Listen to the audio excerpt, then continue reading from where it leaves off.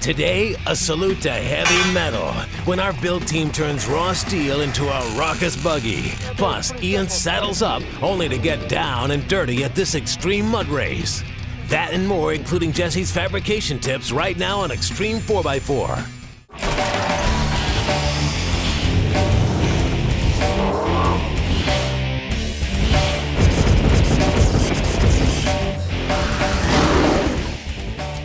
What's up, everybody? You know, here in Xtreme we have a catchphrase, go big or go home. From the size of our shop to the size of our giant tires. And sometimes going big means that you have absolutely no money in your bank account. So today we're doing a build that's going to be easy on your wallet.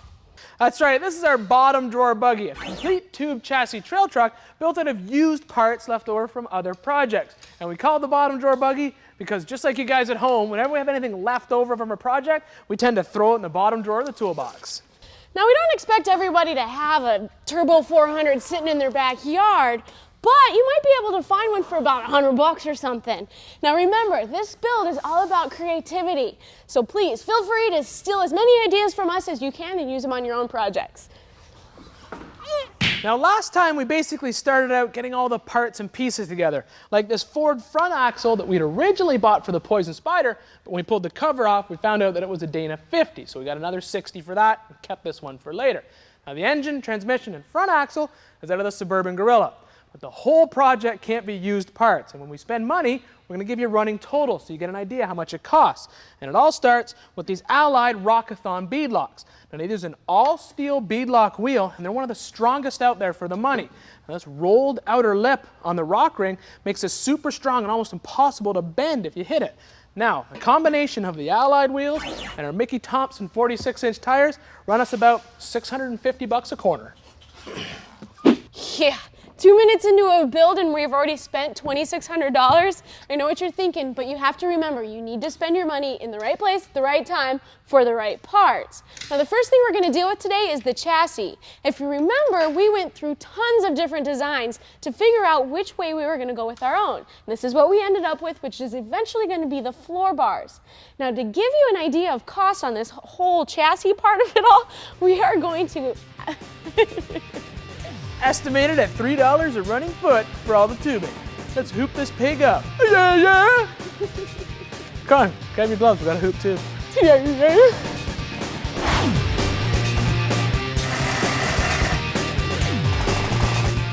Funny at time. Think it looks like the picture? So it goes whoop.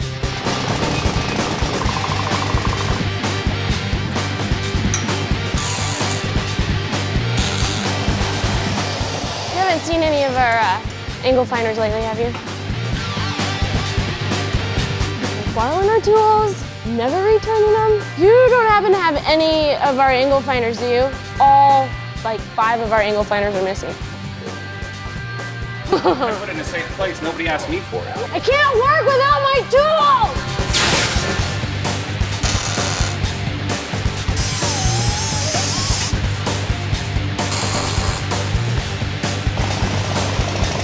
Oh, big piece of tubing.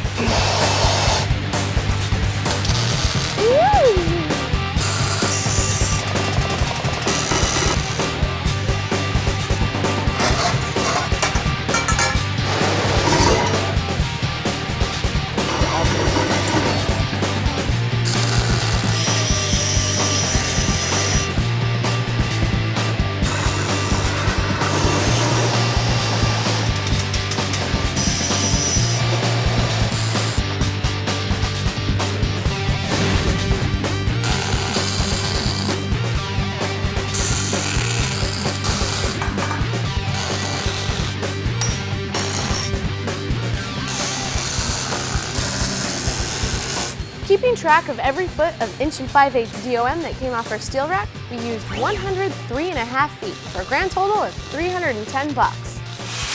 Another area where we save some cash is in these poly seats and 5-point harnesses from Summit. We'll secure everything to the chassis with these tabs from A&A Manufacturing.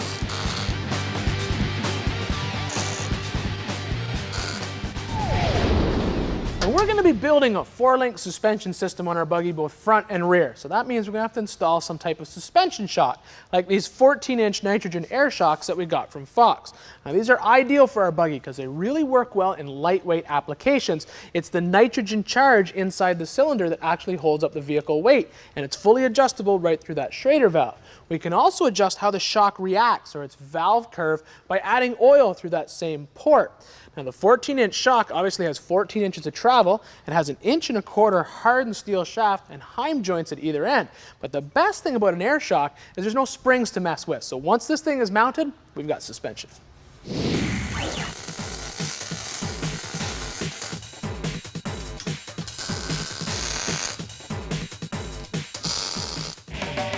Later on, Ian finishes up welding the underside, while Jessi begins building our 350 junkyard small block. But up next, no fear mud racing, when Xtreme 4x4 continues. Time now for an Xtreme 4x4 tech tip. All right, let's say you have just spent what seems like hours on a complex notch in a complicated area, and then you have to go to the other side and make a mirror image of that exact same notch. Well, here's a little tip for you. You don't have to start from scratch. All you have to do is use your first notch as a template. Take a piece of paper and wrap it around the tube. Rub an impression and cut out the contour. Unravel the paper, turn it over, and roll it around the second piece of tubing. Then, all you gotta do is trace, cut, and grind the metal. And voila, you have the mirror image of that difficult notch for the opposite side of your roll cage. You know, getting to spend your day building wild trail buggies like this is obviously the best job in the world. But when you get an invite to go out and participate in something called the Mud Bash, you know you're in for good times. The road to glory on the hallowed grounds of muddy Run Raceway is littered with the body parts of those who came before them. We bump, that's racing. Some people do get mad about it, but I don't really get mad about it. I just figure that's just a part of racing. Door dings doesn't make veteran metal masher Dick Woomer cry in his carburetor. Doors are cut out on the inside, you just kick them back out. Once they're dented, they're dented. Take them off, jump up and down on them. Put them back on. That's the name of the game. It's hard on your truck, it's hard on your body parts when you get to water. It's really, really tough, but if you want to win, you have to be all out, and that's the way it is. Now the whole track is pretty wild, but the goal is to get a straight shot at the car wash. When you come into it and you see a 4-foot jump there and jumps into probably about 30-yard long water hole, about 3 feet deep, it's amazing. It's just hang on. And a nice launch into the water hole. Once you hit the water, it's just like you hit a tree and you stop, you're dead. Drivers can only do so much to prepare for the bruising body blow of impact. My arms are locked, the elbows are locked for that landing, because when you land, it just slams the living right out of you. And a heck of a crash. You can't be scared. If you're scared, you might as well just park it. You can't get hurt unless you roll upside down in the water hole and you drown. That's extreme! You can't come out here and watch mud racing all day without wanting to get in the truck yourself. My good friend Daryl hooked me up. Any tips, man? Yep, I want you to go out and have a good time, hold it to the floor, and go like hell. Daryl Selvage is a mud truck builder and the proud father of 2 racing sons. That's a lot of fun. I'd rather watch them drive than me. He hooked me up with his youngest son's '89 Bronco. What kind of stuff do you look for when you're building a truck? It has to have the individual suspension because they jump these trucks a lot. It's a 302, fuel injected. I mean, it's straight right off the street. And there's not very many guys running EFI out here, right? We're probably the second guy that's tried it, and we've had good luck with it. It's one of the top trucks in them 2 classes. They named the truck Are You Surprised? And I was surprised to see it leave the first race by way of a tractor push. What are we trying to fix? I lost fuel pressure. Does this make you wish you didn't have EFI on this truck? Oh no, I love it. Did you see it take off? It did, but then I saw it stop. The fix had the team stumped. So in order to make my mud racing debut, I knew I had to get involved. Did you guys remove that stupid reset switch that Ford puts in these trucks? No. What's that? It's usually up on the firewall behind the glove box. You never removed it. Here, hold on to this microphone. A minor adjustment, and I was ready for my ride. My strategy out there is pretty simple. Is try to keep it on at least 2 wheels. We're gonna be rocking and rolling. I can't see a thing in this truck. It's awesome. I think I'm in 2-wheel drive, boys. Turned out 2-wheel drive was actually 5-wheel drive. Once I had that figured out, I was feeling pretty good. All right, here we go. Now we're just flying up the hill. It's slicker than mud out here, boys. This is craziness. There's a whole lot of smoke coming out of this truck. I think my truck might be on fire. I think I will now get out of the truck. The truck was spent, but lucky for me, Daryl was just enjoying the show. I told him when he took off, as long as you have fun, hold her to the floor, and what happens, happens. What happened wasn't pretty, but boy, I had fun. I want to thank Daryl for loaning me the truck. I'm sorry I broke it. And it looks like I'm walking home and they're towing that thing out. So see you next time. So you honestly couldn't tell that you were pushing a giant tractor tire around the entire... No, I couldn't. I hit that thing. I felt a bump. I thought I just maybe hit a little rock or something. But you're just cooking. You hit that thing. You can't see. You can't see out the front window or the side windows. You're sort of feeling your way around the track. And I didn't know it was there until they told me it was there. And then you started the guy's truck on fire. I feel bad about that. But the cool thing is after I set it on fire, they got on the PA and they said, Ian needs another truck. And there were 6 guys lined up to give me a truck. So Michael Warholic hooked me up with the keys to his Gone Goofy and basically lined me up in the line, and I went again, which was great because all I wanted to do all day watching was do that mud hole, because it's got a wicked little lip on the end and everyone's getting good air, and get through the car wash in the end, obviously. The car wash. It looks like you're doing much better in this run. Well, I could see. See, I actually have a little window I could look out of, which is kind of nice. Is this the car wash? That's it's the last thing. It's right where the finish line. It's almost like you can tell it's coming. How bad did that impact hurt? It doesn't hurt that bad. You think it would hurt hard, but when you come up and you land, it almost like cushions the whole truck. But it's still pretty wild. Sweet. Did you have fun? Always. There was mud. That's all that matters.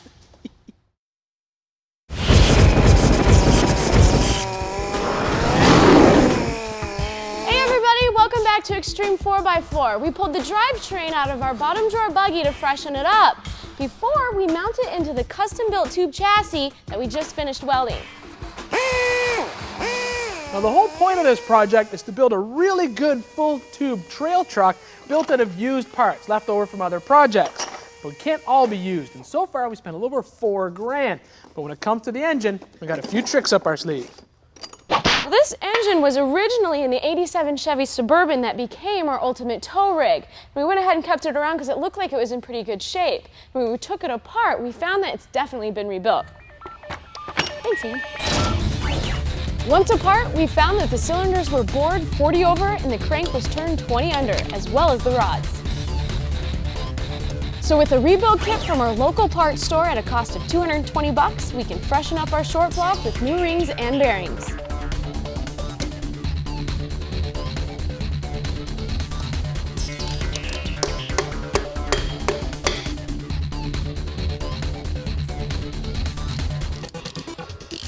Now we thought about simply pulling the stock heads off this motor, lapping the valves, throwing some new valve seals in them and calling it a day. But then I remembered that I saw the guys down on Trucks TV take a crate motor, put some aluminum heads on it. So with some smooth talking, I was able to get those stock cast iron heads from them, the original camshaft they pulled out of that crate motor, double roller timing set, and of course, an unused oil pump.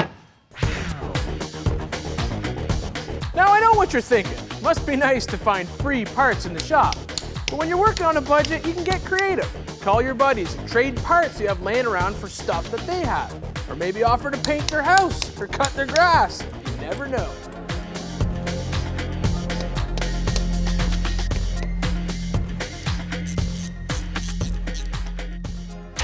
Our engine was originally an EFI truck, and we had thought about trying to reuse it, but we could never get it to run when we had first got it. We couldn't tell if it was a bad sensor or bad ECM. So we found a type of induction that has all the benefits of an EFI, but it burns a little bit cleaner, and even better, when you roll the truck over, it doesn't spill anything. Plus, it all sits on top of a standard 4-barrel manifold, just like this Edelbrock piece. Now the magic fuel that Jessi's talking about is propane. And yes, I mean the exact same propane you find in your barbecue grill used for cooking hamburgers and hot dogs. Except that our kit from Got Propane uses a forklift storage tank.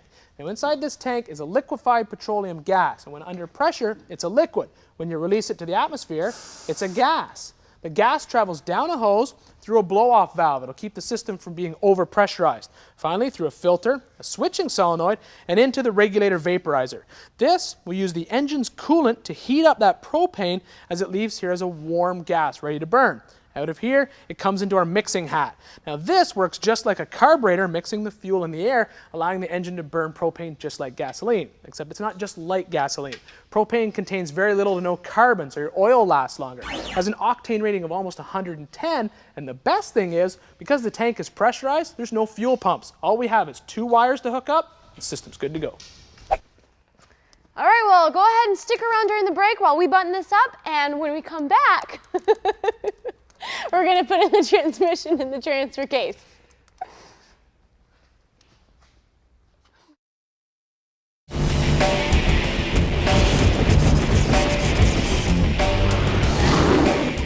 Now there's no doubt that the Turbo 400 is one of the strongest 3-speed automatics GM ever put behind a V8. So we knew we were going to keep this one around for our buggy build. The only problem is the reason we got our donor vehicle so cheap for our ultimate tow rig is the stock transfer case was actually broken right in half. But we do have a Dana 300 left over from the automatic transmission swap we did on the cheap Jeep. And we knew that we could adapt the 2 of them together thanks to Novak Conversions. Their conversion kit that we're going to be using requires us to change the output shaft on the transmission to mate up with the splines on the transfer case. And that kit also comes with a compact adapter that's made with a machined aluminum and has an integrated clocking ring so we can go ahead and flatten out that T-case. To install the new output shaft, we will have to completely disassemble our Turbo 400. We'll start by pulling out the pump. With the pan removed, we can pull off the valve body to gain access to the center support bolt. Then the input shaft, clutches and bands. While the transmission is apart, inspect the clutches for wear. If you find blackened or worse, bare friction discs, the trans will need to be rebuilt. Once the planetary gear set is removed, the output shaft can be replaced. Then all we have to do is put everything back in the case. Oh my God, easy as pie. Well, that's all we have for you today because 1, we're out of time, and 2, we're all out of used parts. But don't worry, the next time we got the old bottom drawer buggy back in the shop, we'll be slipping this drivetrain back between the frame rails, wiring it, getting it ready to run, and then even hitting the trail. So we'll see you next time.